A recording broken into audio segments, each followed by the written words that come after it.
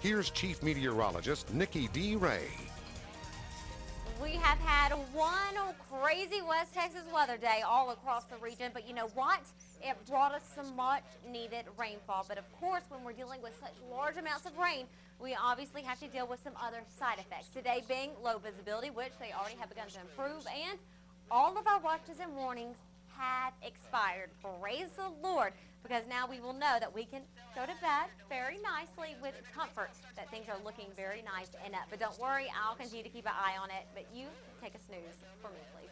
Here's what we're dealing with, though. We've got one particular thunderstorm that was over the central locations, now continuing to push off towards the east, just to the northern portion of Rawls and to the southern portion of Floydada. We've seen a lot of rainfall in this one particular area because earlier we had a system that moved 5 miles per hour to the south. So we dealt with some flooding in that region earlier on, and now we're dealing with a second region of flooding. And believe it or not, this storm is the same one that was up near Floydada earlier on, around the 2-3 o'clock hour. Same storm. I tell you, this one goes like a snail. It is moving extremely slow. That is why we do have flash flood warnings in effect to the southern portion of the viewing area. But just because this is where the flash flood warnings are, does not mean that all the locations are fine and dandy to drive. Remember, be careful. Stay weather aware. If you see water on the roadways and you're unsure if you can pass it, just turn around. There's always another route to take. And as we went out from that particular view, you noticed that we had a lot of lightning going on. Still, ample amount of lightning all across the West Texas region due to all of these showers and thunderstorms. Now, we can thank, number one, the moisture for all the weather we have seen. Ample amount of moisture all across the West Texas region. I mean, we haven't seen these type dew points in a really long time. Of course, that is thanks to that easterly flow drawing it in. Winds right now, this is what the winds are right now in the central locations. 32 miles per hour. We are getting gusts close to 40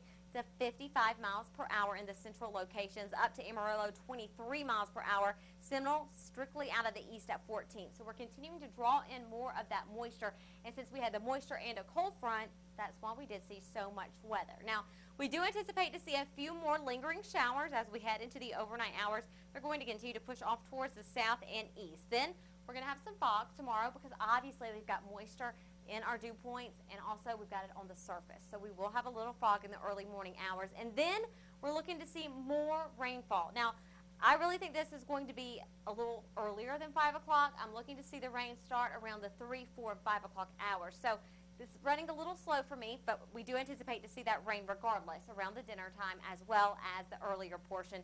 Then we'll see it along the Texas-New Mexico state line. Now notice we're not dealing with those really small isolated showers and thunderstorms like we saw today, the severe activity. Now, we still have a chance of having it, but it's not going to be as prominent as across the West Texas region. But I tell you one thing that was going to be for sure, we're looking to see an ample amount of widespread rainfall overnight. Can I just tell you, that is the ideal time to have rain. You want it overnight when the sun's not shining so it can soak into the surface, and that's exactly what we anticipate to have Friday night into Saturday. Now, I know it's Memorial Day weekend. Don't worry, your plan's still looking good for Memorial Day itself. Here are the forecasted rain totals. Majority of it will be to the south and east because that system is moving so slowly. We're going to continue to see a whole lot of that heavy amount of precipitation down there. That's why we are still dealing with flooding. But as we head into Saturday, we are going to continue to see some more numbers go up and looking to see more of that widespread rain. And hopefully those forecasted totals will actually go up, especially to the central locations. Tomorrow is going to be pretty mild temperatures into the 80s. We will see a few spots into the 70s.